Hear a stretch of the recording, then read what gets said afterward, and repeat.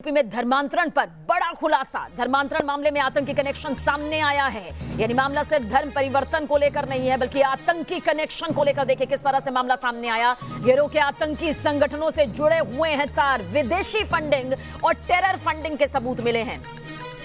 मूक बधिर बच्चों को किस तरह से टारगेट किया जा रहा था, जिहादी गतिविधियों में उनका इस्तेमाल किया जाने का सबूत भी सामने आया।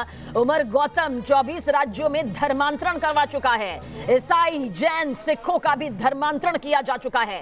सीएम योगी आदित्यनाथ इस पूरे मामले को लेकर खुद मॉनिटरिंग कर रहे हैं। उनकी नजर बनी हुई है।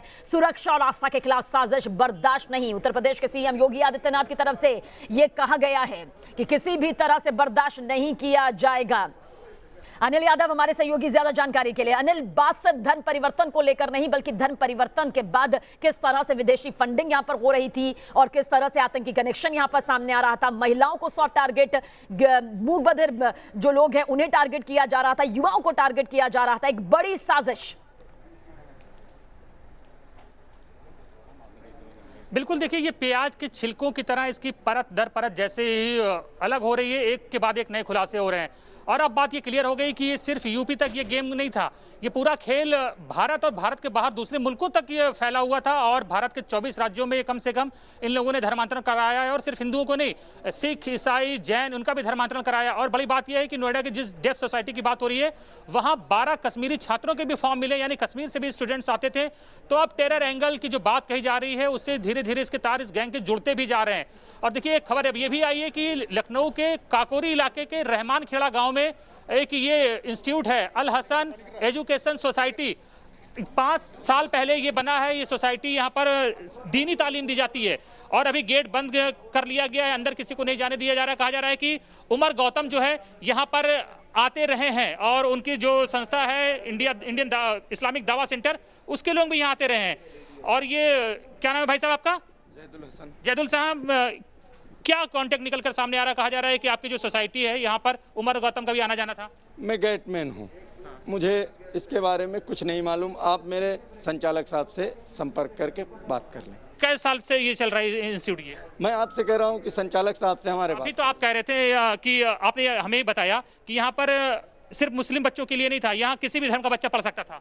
धर्म का बच्चा नहीं बात की थी हमने ये कहा था कि दीनी और दुनियावी तालीम दोनों हो। आपने कहा था कि गैर मुस्लिम्स के लिए भी इसके दरवाजे खुले हैं। दीनी और दुनियावी दोनों आते। गैर मुस्लिम भी यहाँ पढ़ सकते हैं?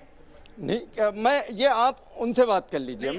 आपने अभी मुझे बताया था ना कि गैर मुस्लिम भी यहाँ पढ़ सकते हैं। देखिए अब ये क्या नाम बताया आपने? जैदुल हसन। हालांकि इनकी बाइट हमारे पास है, वो अभी हम अपनी दर्शकों को सुनाएंगे, जिसमें इन्होंने स्वीकार किया है कि गैर मुस्लिम बच्चों के लिए भी ये उतना ही ओपन है जितना मुस्लिम बच्चों के लिए। अब गैर मुस्लिम बच्चों को ये दीनी तालीम क्यों देना चाहते हैं, यहाँ क्यों दी जा रही है दीनी तालीम, इस पर बहुत ज़्यादा दिमाग लगाने की जरूरत नहीं है। उमर गौतम का नाम यहाँ से जुड़ रहा है। इस इंस्टीट्यूट से 5 साल पहले बना है और कितना शानदार बना है। देखिए पैसे कहाँ से आ रहे हैं। हमने पूछा कि आपको पैसे कहाँ से मिले इतना शानदार इंस्टीट्यूट बनाने के लिए, उसका कोई जवाब नहीं है। तो पैसे बेशुमार भरमार आ रहे हैं, यूएसए से आ रहे हैं, कतर से आ रहे हैं, कुवैत से आ रहे हैं, आईएसआई से आ रहे हैं, हर तरफ से पैसे आ रहे हैं। इसलिए इतनी शानदार इमारत जो यहाँ पर बनाई गई है और ये खुद स्वीकार कर रहे हैं कि ये गैर मुस्लिम के लिए भी ओपन है। अब गैर मुस्लिम को ये दीनी तालीम क्यों देना चाहते हैं? भाई मुस्लिम तो संस्कृत के श्लोक पढ़ने बहुत ज़्यादा नहीं आ रहे हैं, कहीं रेयर केस में दिखाई देते हैं, तो हिंदू बच्चों को क्यों ये दीन की तालीम दे रहे हैं? ये अपने आप में काफ़ी चौंकाने वाला है और अब सब चीज़ों से डिनाई कर रहे हैं। लेकिन अभी थोड़ी देर पहले इन्होंने हमसे बात में स्वीकार किया है कि यहाँ पर गैर मुस्लिम बच्चों के लिए भी ओपन है और किसी के लिए कोई यहाँ पर रोक टोक नहीं है। और ये नहीं बता पाए कि किस पैसे से बना है और ये जरूर मान रहे हैं कि 4 से 5 साल पहले बना है। और ये जो इस्लामिक दावा सेंटर है वो 4 से 5 साल पहले ही बहुत ज़्यादा एक्टिव भी हुआ है। बिल्कुल। और सबसे बड़ी बात यह कि आतंकी संगठनों से तार का जुड़ा होना अपने आप में सुरक्षा को लेकर सोचे कितनी बड़ी खबर यहां पर सामने आ जाती है। आप हमारे साथ बने रहिएगा अनिल, आगे भी आपसे जानकारी लेंगे। लेकिन धर्मांतरण गैंग की जांच जैसे जैसे आगे बढ़ रही है, नए नए सबूत, नए नए खुलासे, बड़े खुलासे होते जा रहे हैं। यूपी एटीएस की जांच में देश के 14 राज्यों में धर्मांतरण के इस पूरे रैकेट का नेटवर्क किस तरह से सामने आया, वो खुलासा न्यूज नेशन ने यहां पर किया। वहीं धर्मांतरण के पीछे आतंकी साजिश की तैयारी के भी सबूत सामने आए हैं। किस तरह के ये सबूत हैं, देखिए इस रिपोर्ट के जरिए। प्रवीण कुमार को अब्दुल समद उमर बना दिया, मनोज कुमार को मुस्लिम बनाकर इब्राहिम खान का नाम दे दिया, धर्मांतरण के रैकेट में फंसाकर कविता विश्वकर्मा को गजाला बना दिया और नरेंद्र देवले को मोहम्मद शाहिद बना दिया। धर्मांतरण गैंग की साजिश के शिकार बने ये तो चंद नाम हैं, लेकिन जब कन्वर्जन फैक्ट्री का अड्डा डिकोड हुआ तो धर्मांतरण के ऐसे ना जाने कितने जहरीले डॉक्यूमेंट सामने आ गए। साजिश का शिकार बने लोगों की लंबी फहरिस्त सामने आ गई, जिनका ब्रेन वॉश किया गया था। धर्मांतरण के मास्टरमाइंड उमर गौतम और उसके साथी जहांगीर आलम ने, यकीन ना हो तो खुद सुनिए उमर गौतम का धर्मांतरण पर सबसे बड़ा कबूलनामा। हमारे यहाँ एवरेज महीने के अंदर 10 से 12, 15 लोग आते हैं जो लीगल डॉक्यूमेंटेशन के लिए आते हैं। सेंटर में 1000 से ज्यादा लोगों के लीगल डॉक्यूमेंटेशन की फॉर्मेलिटीज पूरी की गई हैं। ये तो महज धर्मांतरण को लेकर किया गया मौलाना का कबूलनामा भर है, लेकिन अब यूपी एटीएस की तफ्तीश में सामने आया है देश के खिलाफ धर्मांतरण गैंग की आतंकी साजिश का सबसे बड़ा सच।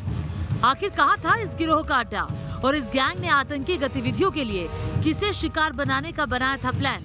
धर्म के ये धंधेबाज लोगों को कैसे बहकाते थे?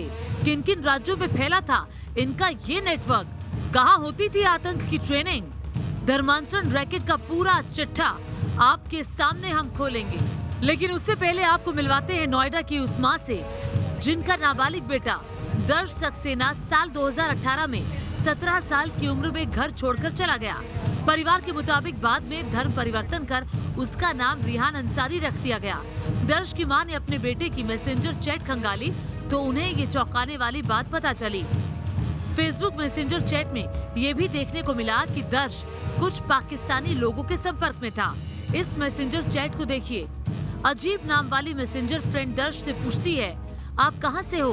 दर्श ने उस महिला को आप ही कहते हुए खुद को इंडिया से बताया और पूछा कि आप पाकिस्तान से हैं ना? उस महिला ने कहा कि हाँ, मैं पाकिस्तान से हूँ। तब दर्श ने लिखा, कभी कभी मन करता है कि पाकिस्तान में आकर बस जाऊं। और महिला का जवाब था, तो आ जाओ, क्यों नहीं आते? फिलहाल दर्श और रिहान अंसारी ने अब फेसबुक और दूसरी सोशल मीडिया से अपनी आईडी डिलीट कर दी है। दर्श की मां को भी अंदेशा है कि उनके बेटे को देश विरोधी गतिविधियों में इस्तेमाल किया जा सकता है। दर्श के गायब होने के पीछे भी उन्हें ऐसे ही रैकेट का हाथ होने का शक है। हम तो कहते हैं कि जिन जिन के बच्चे ऐसे गए हैं, मिसगाइड होकर के, मिसलीड होकर के जो गए हैं, किसी के इन्फ्लुएंस में आकर के गए हैं, उन सभी को आगे आना चाहिए, बोलना चाहिए। कम से कम अब जो बात आई है, क्या पता हमारा बच्चा भी हो, क्या पता किसी और का जो बच्चा गया है वो भी उसी में ही, उन्हीं के ही ग्रुप ने उसको इतना ज़्यादा इन्वॉल्व कर दिया अपने साथ में कि वो ट्रैफिकिंग में आ गया या किस में आ गया। धर्मांतरण गैंग की जड़ें खंगाल रही एटीएस की पूछताछ में भी सामने आ चुका है कि धर्म परिवर्तन कराने वाला ये गैंग सेक्टर 117 स्थित डेफ सोसाइटी के मूक बधिर बच्चों को मुस्लिम बनाकर इनका इस्तेमाल आत्मघाती हमलावरों के रूप में करने वाला था। एटीएस द्वारा पकड़े गए धर्मांतरण गिरोह पर एक और बड़ा खुलासा हुआ है। धर्मांतरण गिरोह मूक बधिर छात्रों को यूं ही टारगेट नहीं करता था, बल्कि इसके पीछे एक सोची समझी रणनीति होती थी। रणनीति ये होती थी कि इन छात्रों का इस्तेमाल ह्यूमन बॉम्ब के तौर पर करने की साजिश रची गई थी।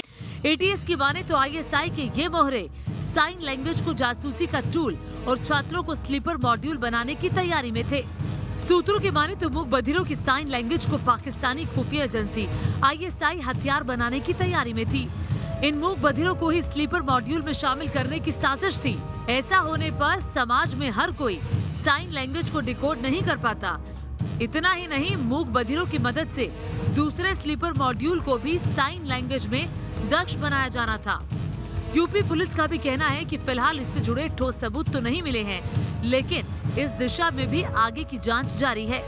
जो ऐसे गरीब लोग होते हैं या इस मेंटली जो सोचने समझने की उतनी शक्ति नहीं होती, उनका दुरुपयोग किसी भी चीज़ में किया जा सकता है। लेकिन अभी किसी तरह की ऐसी गतिविधियों में इनके यूज़ करने के आज तक एविडेंस नहीं मिले। आगे क्या एविडेंसेस मिलेंगे इसके बारे में अभी से कहना उचित नहीं है। ये जब विवेचना हो जाएगी, साक्ष्य आ जाएंगे, तभी कुछ बताना उचित होगा। अब आगे की इन्वेस्टिगेशन का मुद्दा ये भी है कि धर्मांतरण के बाद दूसरे राज्यों में भेजे गए छात्रों को कहाँ रखा गया? क्या इनको किसी ट्रेनिंग कैंप में भेजा गया? अभी तक की जांच में ये बात तो लगभग सामने आ चुकी है कि धर्मांतरण करने वालों को कट्टरता से जोड़ने की हर मुमकिन कोशिश की जा रही थी। इसके लिए उनके पहले के धर्म और समाज परिवार के प्रति ब्रेन वॉश कर एक तरह से नफरत भरी गई।